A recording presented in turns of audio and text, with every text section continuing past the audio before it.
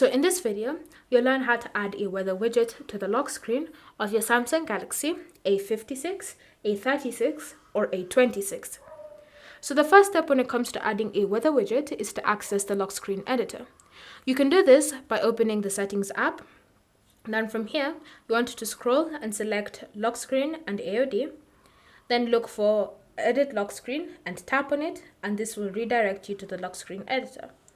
Alternatively, you can always just go directly to the lock screen, and then you want to long press on it, enter in your current PIN, password, or pattern if applicable, and then you'll notice you'll be redirected to the lock screen editor. Once you've used either method to access this mode, the next step when it comes to adding the weather widget is to simply select Add Widget, and then from here, this pop-up will appear on your screen. So make it bigger by using this handle to swipe it up, and then scroll through the different categories until you find weather. Tap on it, and you can see the different styles that are available for you to choose from. So select the style, and then you can see the preview being added to that section there. Once you've done that, simply remember to tap on Done to save and apply the changes. And so now whenever someone glances at the lock screen of their phone, they'll notice that they've successfully added the weather widget to their device.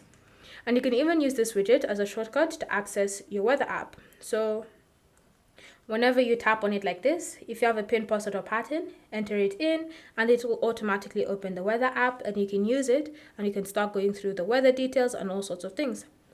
And so that's how you can add a weather widget to the lock screen of your phone. Thank you for watching. If you have any questions or comments, leave them down below, and we'll get back to you.